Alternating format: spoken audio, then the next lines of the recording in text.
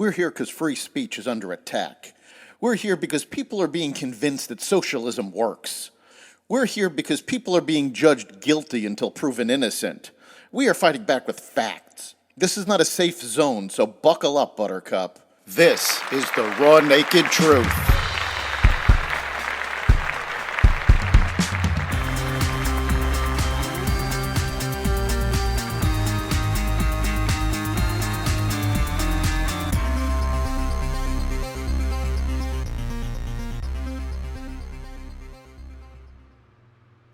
Lower job numbers than expected, a possible UPS strike, a new Alzheimer's drug, and more.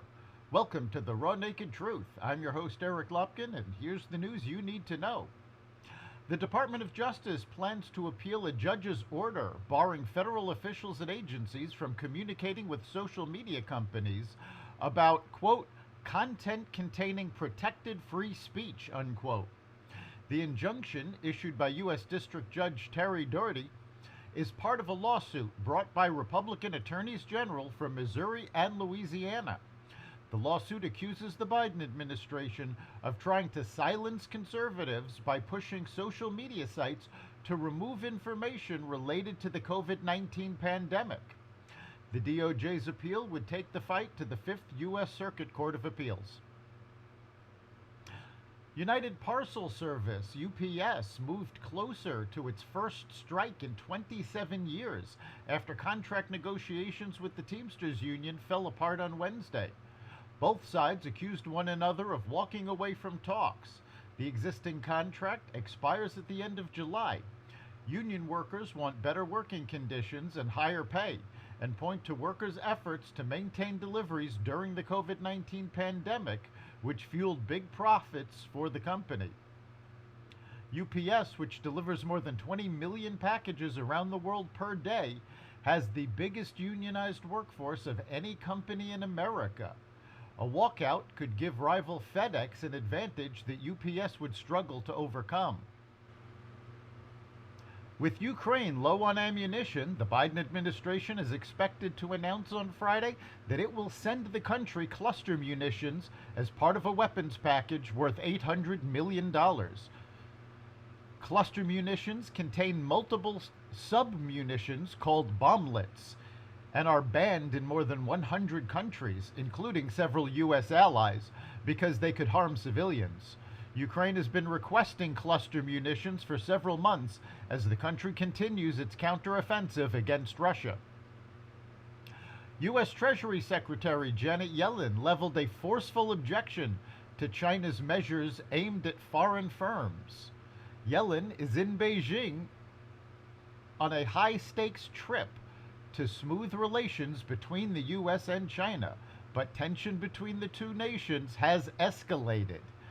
Yellen accused China of taking punitive action against American companies. The Chinese government recently detained 5 Chinese nationals working for an American consulting firm and imposed export controls on some critical minerals. We are still evaluating the impact of these actions, but they remind us of the importance of building resilient and diversified supply chains, Yellen said. The Biden administration has been trying to restrict China's access to semiconductor components and kneecap the country's tech development. The Food and Drug Administration on Thursday gave full approval to Leqembi, a drug that can slow the progression of Alzheimer's disease. While other drugs have been approved that target the symptoms of Alzheimer's, this is the first time the FDA has granted full regulatory approval to one meant to slow cognitive decline. Leqembi, made by the drug makers Eisai and Biogen, targets beta amyloid, a kind of protein in the brain believed to play a role in Alzheimer's disease. For the phase 3 clinical trial of the drug, 1,795 people with mild cognitive impairment, early stage Alzheimer's participated, and researchers found that over 18 months, progression of the disease slowed by 27%. This is not a cure, but it's a first step for hopefully more therapeutics in the future. Dr. Ronald Peterson, a neurologist at the Mayo Clinic, told NBC News. Leqembi could cause serious side effects, including brain swelling and hemorrhage, and the drug will come with a boxed warning. U.S. employers added 209,000 jobs in June, the lowest number since 2020, but still a sign that the Federal Reserve will continue on its rate tightening cycle this year and perhaps into early 2024.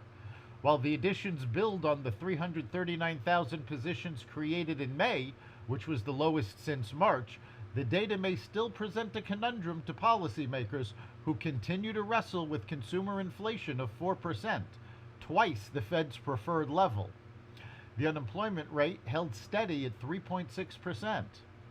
A separate report released Thursday showed that job openings dropped to 9.8 million at the end of May. While that marks a decline from the previous month, it remains abnormally high. Before the COVID-19 pandemic began in early 2020, the highest on record was 7.6 million. There are still roughly 1.6 jobs per unemployed American. That's the Raw Naked Truth. You can catch every episode of the Raw Naked Truth at xvadio.com/podcasts, the Apple Podcasts app, Google Podcasts, Spotify, iHeartRadio, Amazon Music, Audible, and other platforms that respect freedom of speech. We'll see you next time.